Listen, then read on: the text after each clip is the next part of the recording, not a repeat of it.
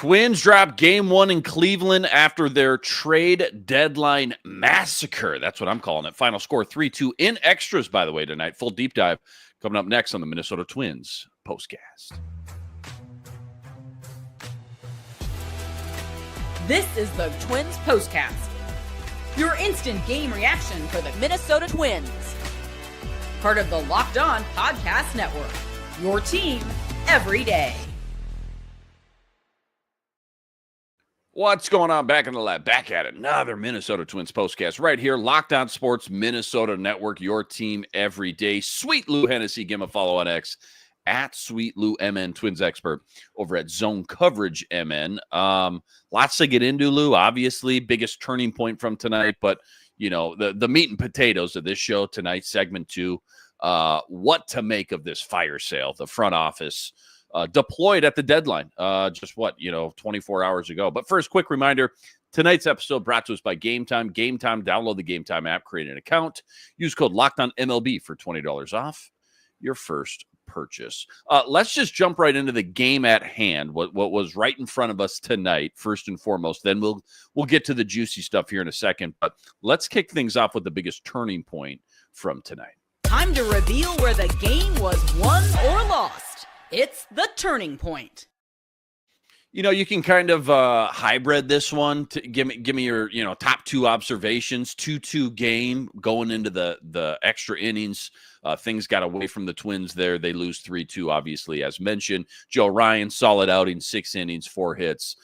Did his part for sure. He now feels like definitely a core member, a core piece to this young nucleus, I guess, for 2026. But again, getting ahead of myself, biggest turning point tonight, Lou, what was it? I think we got to go with extra innings there. The fact that the Twins were not able to scratch that last run across. These two teams have been just so neck and neck this entire year. I mean, I think it's 6 of 8. I want to say the broadcast said that the games have been decided by 2 runs or less. They've been really close. I'm not trying to say that's impressive by any means, because Cleveland themselves are just kind of right around 500, kind of middle of the pack club here. But it's this team, these two teams always find a way to just go neck and neck with each other. So the turning point has to be right at the end there, unfortunately. And it's something that we've seen far too often when the Twins go to Cleveland. Rocco report time. Don't do this a lot this year, but I want to ask you, we're going to get into, again, all the trades a little bit more, but what's Rocco thinking right now? I'm sure they've had plenty of talks. I'm sure, he was privy to all the moves that were made, but the teams for sale, they just had a fire sale roster-wise, obviously. How confident is Rocco right now with his job security, really at the end of the day, do you think? That's a good question. They did announce that they picked up his 2026 option earlier on in this year. That doesn't mean that changes can't still be made, but I can only imagine what Rocco is feeling right now and how much sleep he got last night. Not that this was, his doing and all these moves were this storm that he created by any means, but gosh, I just can't imagine the vibes in that room with 8 new guys coming into the clubhouse and so many leaders just leaving. Yeah, no doubt. 3-2 again. That's your final tonight. 49-54 now on the year. 5 games below 500. 6.5. I want to say maybe 7 games out of the wild card. I'm going to ask you about that actually in segment 3. But stick around. We're getting to the juicy stuff. Plenty more deep dive, ranking every single Twins trade that took place at the deadline. That's all coming up right after this. Quick reminder, tonight's episode brought to us by FanDuel. FanDuel, America's #1 sportsbook and official sportsbook partner of the MLB. Right now, FanDuel is giving you a chance at a huge return. $150 in bonus bets guaranteed when you win your first $5 wager. Well, I love FanDuel. When you get the hunch in the middle of the game, you go check out the latest stats, view live play-by-play, and so much more, all on the same page, where you place your bets. Again, $150 in bonus bets guaranteed when you win your first $5 wager. Go check it all out over at FanDuel.com. Getting some MLB future action if you dare. Twins now at plus 10,000 to win the AL Central. It's all sitting up over at FanDuel.com. Again, check it all out. Over at FanDuel.com, $150 in bonus bets guaranteed if you win your first $5 wager. FanDuel, America's #1 sportsbook and official sportsbook partner of the MLB.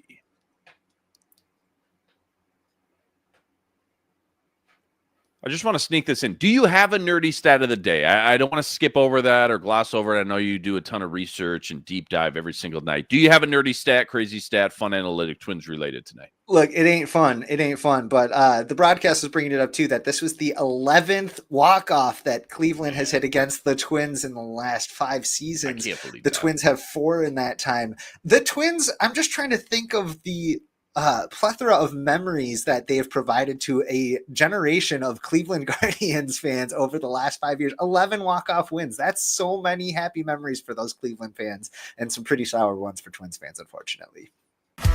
This is what you'll be talking about.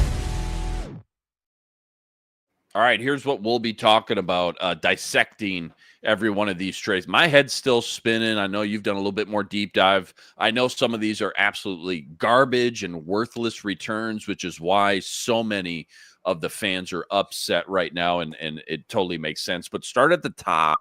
Give me your best to worst trade. Give me your top 2 or 3 favorite moves, and then maybe 2 or 3 just absolute stinkers, ranking these moves and trades by Derek Falvey in the front office. Who can we actually get excited for when it comes to maybe 2026 and beyond? Yeah. So how about this? Let me start here.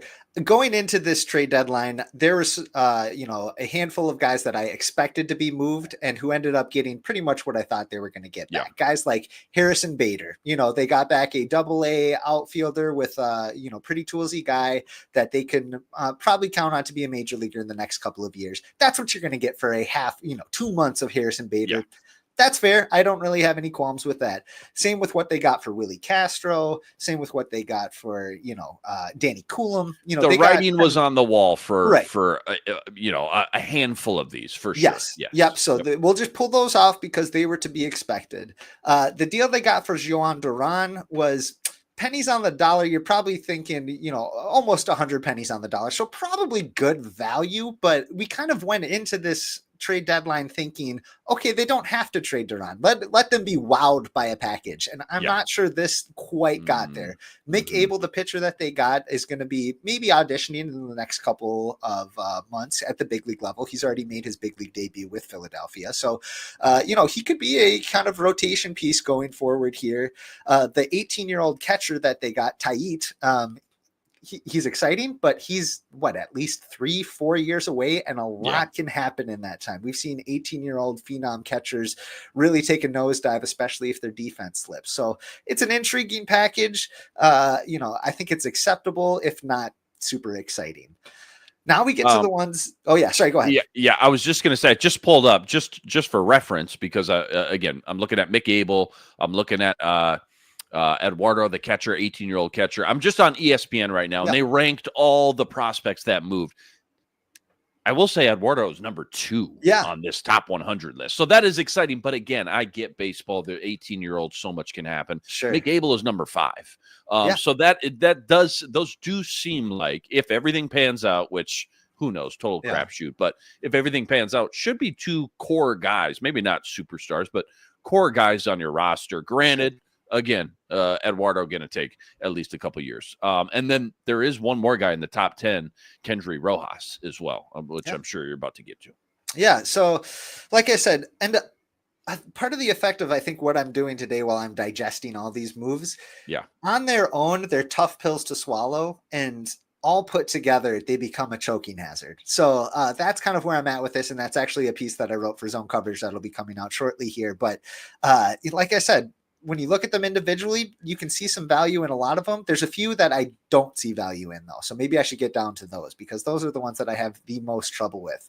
And that includes Brock Stewart going back to the Los Angeles Dodgers for James Outman, who has 3 years of major league service time. He's gone up between AAA and the big leagues for the last 3 seasons. Really good his rookie year. I think he was like 3rd place in rookie of the year, and just pretty abysmal at the big league level over the last 2 seasons. He's a left-handed hitting outfielder. He's probably 3rd or 4th on their depth chart for guys in those positions. You're talking Wallner, Larnick.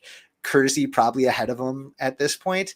We have Deshaun Kersey at home, James Outman at home. It's Deshaun Kersey. So yeah. That one did not excite me very much because you didn't have to trade Brock Stewart either. He's not going to be too expensive next year. He had a couple more years of team control. Maybe you don't have a ton of faith in his elbow hanging in there, his health hanging in there, but goodness, at this point, that just seemed like an unnecessary move. And of course, the total backbreaker has to be Carlos Correa leaving for pure salary relief. They got a 26-year-old at single A who has like a 6-something ERA at this point. He's 3 years older than the competition there. It was basically just a name that they got back so that they could get under it's going to be a good trivia question someday. It's going to be a great trivia answer someday. Yeah, there you go. Yeah. Would you say confidently that they traded their best, 5 relievers, and guys with, like you mentioned, 2+ years of team control remaining as well? That's the big stinger too.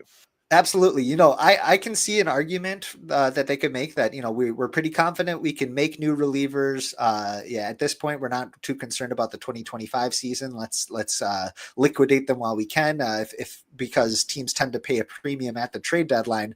I didn't think they were going to go all 5 though. I could have seen 2 or 3, get a few prospects back, maybe keep somebody like Louis Varland and Griffin Jacks to hold down the fort for a little bit. And then, maybe even look into trading them in the offseason. But wow, all 5 of them, a line switch. I did not expect a total line switch in the bullpen here, but that's what we got.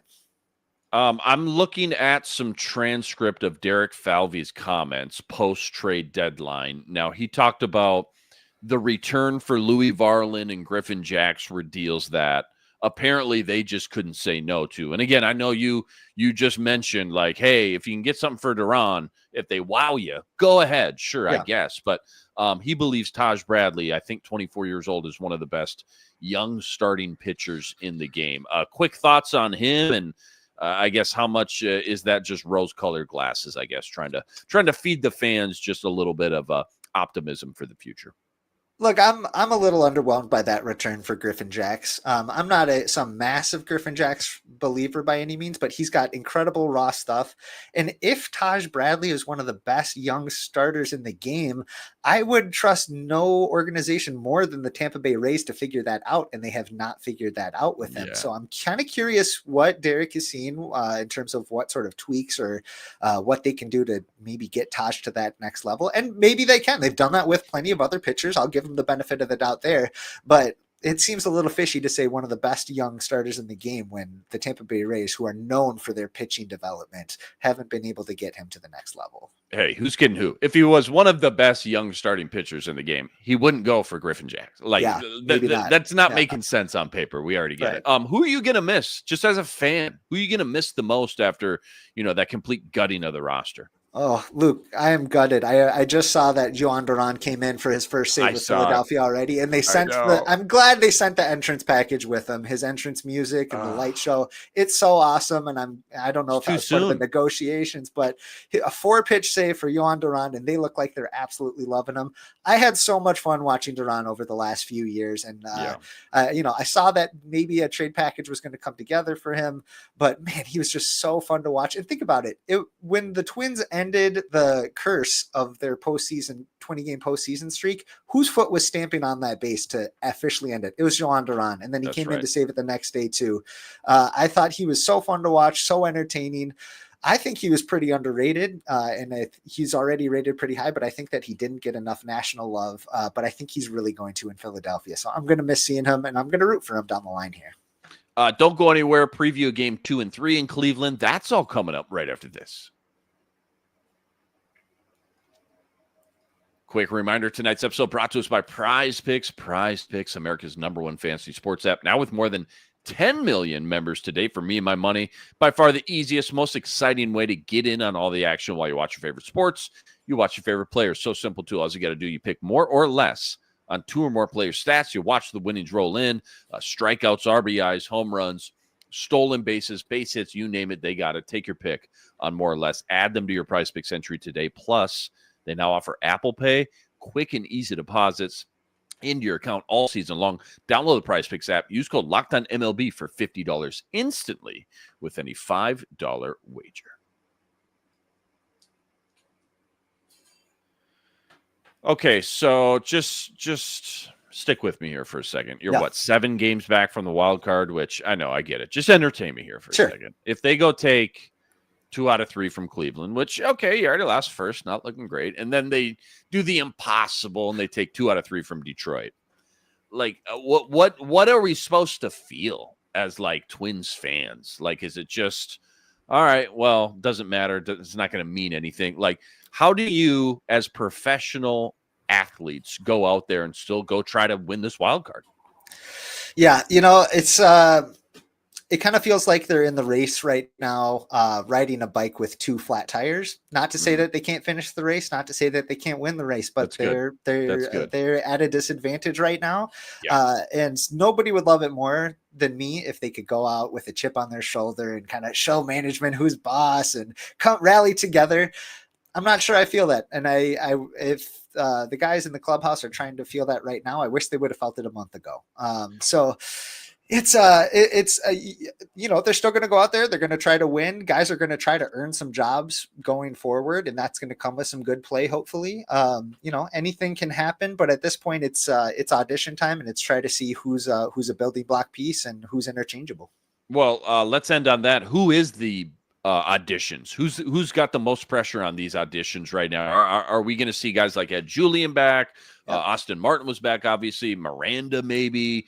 Brooks Lee at shortstop. Like, quick snowball effect, if you will. And we can get into this more later on over the next couple games. But who's got the most pressure, I guess, when it comes to these auditions? Look, I think Royce Lewis and Brooks Lee have the most to prove in that they need to say, okay, we're the guys. They bet on us. They said that, they shipped off the leader of the clubhouse to make room for us here. It's time for us to stick our heels in and really, really prove it. So I'm going to go with those 2, but you're right. Guys like Austin Martin and Ed Julian, this is going to be valuable time for them to say, hey, I know that I have stumbled since my exciting debut, but look, I can still find it here. And for what it's worth, Julian has been absolutely crushing it at AAA. He comes up and has 2 good months. He could be your starting second baseman next year, at least in the mix as a platoon partner, maybe, or maybe he's auditioning for, other teams that maybe want to trade for him in the off season. So it's going to be 2 months of audition time. Hopefully Brooks Lee and Royce Lewis can kind of be the cornerstones, and they get a few other guys that can be valuable pieces to supplement. Well said. I could pick your brain for another hour at least. We'll have to save some for the next episode. Twins unveiled their new gutted roster tonight. It's a loss in extras, 3-2. That's your final in game 1 in Cleveland. 51-57 now on the year. Huge shout out to all the everydayers out there, though. All you guys that always make us your first listen. All you guys coming in the chat with us from game to game. Make sure you like and subscribe. Go check out all Lou's work on X at Sweet Lou MN, plus all the work he's putting up over at ZoneCoverageMN.com as well. Luke Inman on X at Luke_Spinman. Back here for game 2 tomorrow, 3:10 first pitch. Catch you right here, same time, same place. Until then, sign it out.